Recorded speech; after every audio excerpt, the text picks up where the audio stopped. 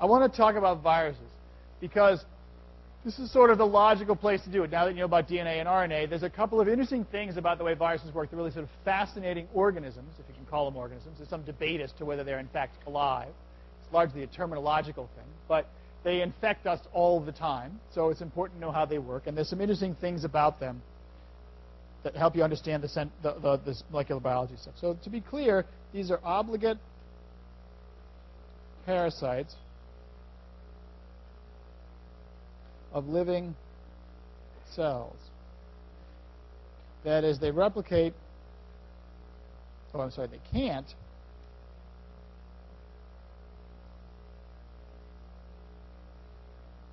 can't replicate without a living host cell. Right? So the thing that makes a virus is it can't replicate on its own. That is, you can take a bacterium and you can put it in nutrient medium, like lots of the bacteria that give you various bacterial infections. You can take human blood, for example, put the bacteria in that, and the human blood can be completely dead, non-living, and they can eat the nutrients that are in the blood. Viruses can't. They can't replicate without a living host cell. And one of the interesting things about that is that's because they work because, we call it work, because the RNA, all the ribosomes, etc., are dumb. What do I mean by that? That is, they can't tell viral genes from host cell. So what I mean is this: if you remember, mutations work, if you like, because RNA polymerase doesn't know any better. When it sees a promoter, it makes an RNA until it sees a terminator. It doesn't care about, I'm just doing my job. I just make an RNA, right? And so it might be I'm making a toxic thing. Maybe I'm making something super excellent. Who knows? I just do my job. Likewise, ribosome sees a start codon, makes a protein until it sees a stop codon. Just doing my job. So the thing the way viruses work is they put in their own genes. And your body's ribosomes and RNA polymerase go, oh, I see a gene. I'm going to transcribe it. I'm going to translate it. I'm going to make the protein. Little do they know that this is going to actually end up killing the cell and causing disease. But that's just, again, they just do their job. It would not be possible to build intelligence into them. Because even if you could build intelligence into them, then you would never evolve. Because sometimes those wrong proteins turn out to be advantageous. So it's a risk you take having machinery in your cell like this. And one of the notes about them is that they are host-specific. That is, different viruses infect protozoa, animals, plants, etc. So, for example, if I catch a viral infection like a cold, my cat's not going to catch it. Likewise, this feline leukemia virus, which does nothing to humans.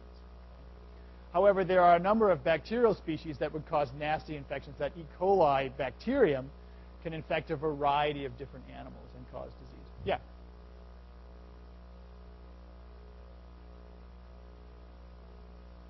What is it about the virus that makes it that it can only infect certain species? Actually, we'll see in a sec. That's actually a really good question.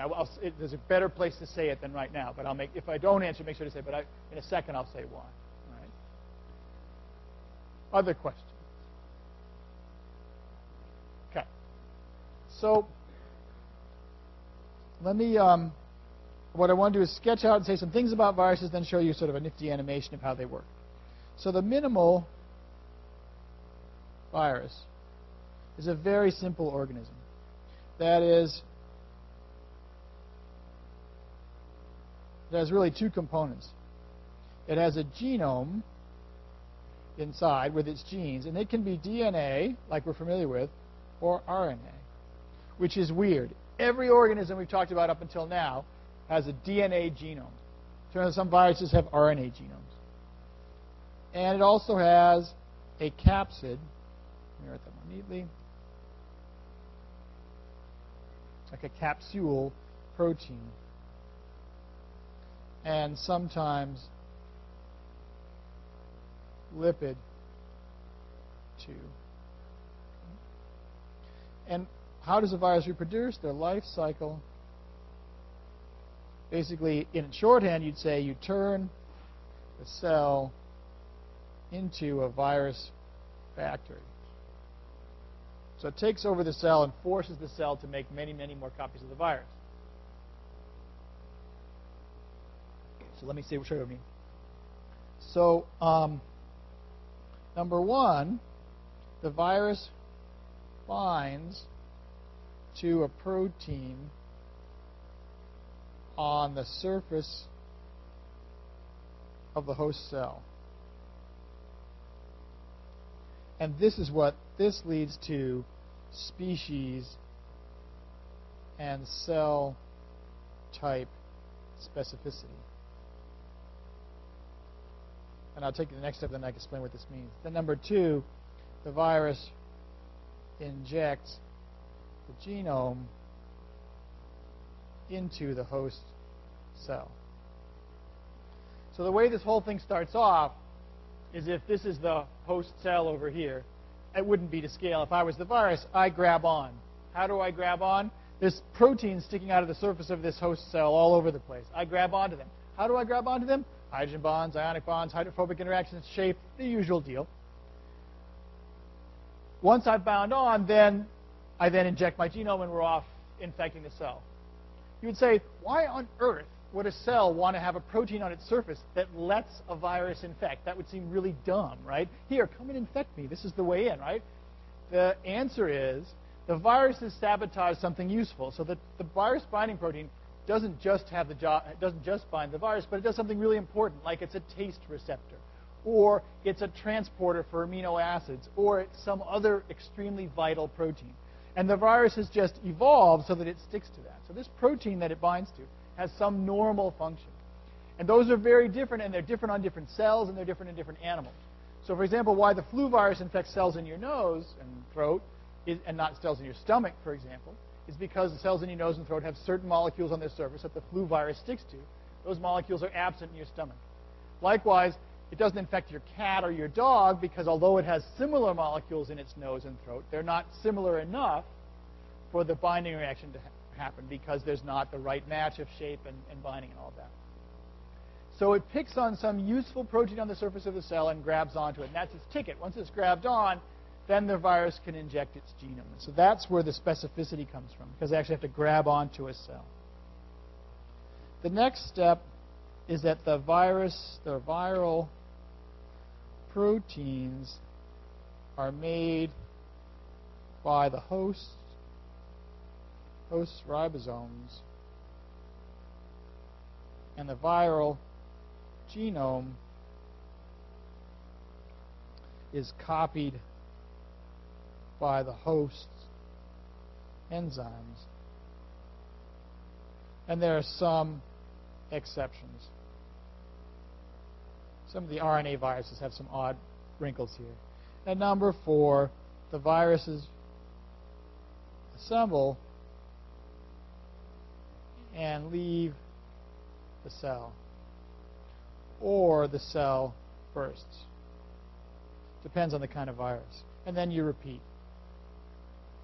So what happens when you get a cold is not usually just one, but it's probably several viruses, but it can be as little as one for very active viruses. Infects one cell, gets its DNA inside, makes many copies. That cell bursts. 1,000 viruses are released. Those then go and infect 1,000 cells. Each of those 1,000 cells gets infected, bursts, release 1,000 viruses each. That's now 1,000,000 viruses.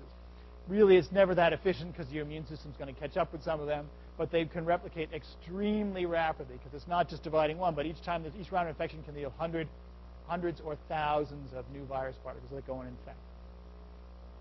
So if you turn your attention to the next page of today's information-packed handout, you will see some screenshots from the animations I'm about to show. Yeah, that's the one I want to show. So these were swiped from the Campbell website a long time ago, I think before they put permissions on it. But what I want to show you is, so here's the virus. And like it said, this is meant to be as generic a virus as possible. There are lots of variations. In general, there's a capsid protein. This thing is really 3D. This is a slice through it. And in the middle, the strips of bacon, those are DNA or RNA. They're the genome. And what happens is, so there's the genome, the capsid. Here's your poor unfortunate cell. And what's going to happen is this virus is going to bind. And the thing is, this binding always looks so purposeful, like it comes over and knows exactly where to go. The answer is the virus bumps around. If it bumps into the wrong kind of cell, it doesn't bind. If it's in the wrong organism, it doesn't bind, doesn't do anything. If there's a recognition, and they don't show it here, between the capsid protein and some protein on the surface of the cell, then this unlucky cell gets infected. So it binds on, injects its genome. So now there's DNA or RNA in the cell.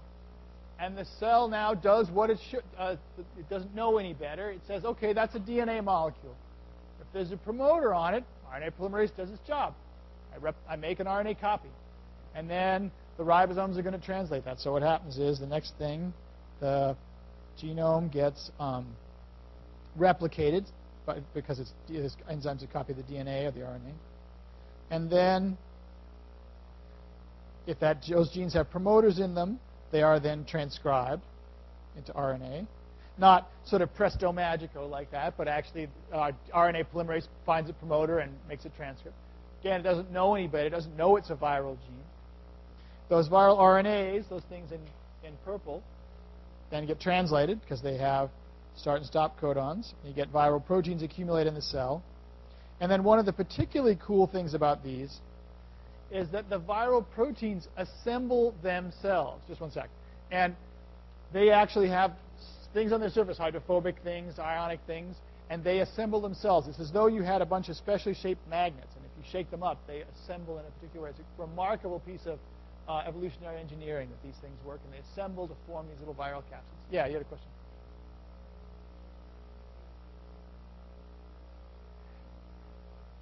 Ooh, that's a really hard. So it's like the vampire question, right? If viruses need other cells to replicate, how did you get the first virus, right? It is somewhat mysterious. The answer seems to be that it would have had to been some cellular mutant protein that could form this little capsule around a piece of DNA and happen to carry it. It's not well known.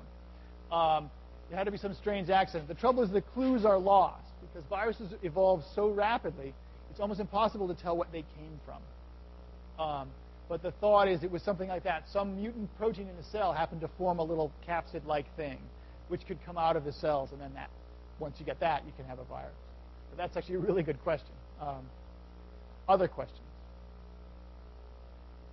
So let me, the next step, this poor unfortunate cell fills with viruses. And at this point, one of two things can happen. Sometimes full of viruses, the cell is sick and it actually bursts open. Sometimes the viruses kind of emerge one by one. But in the end, the result is the same. The cell is typically dead and the viruses are released to go and infect another poor unfortunate cell. So I'm going to play that through from the beginning without stopping. So there's your virus.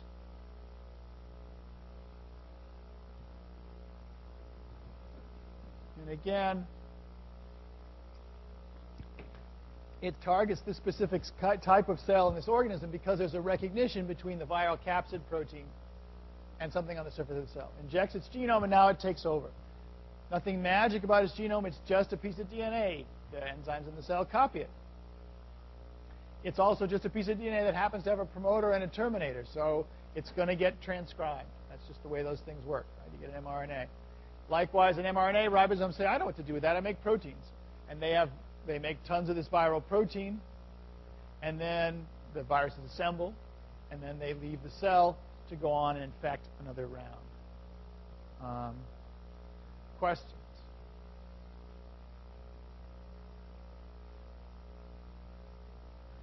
All right. So it's pretty insidious, that is sort of using your own body stuff against it. All right. So what I want to talk about now for a second is there are many kinds of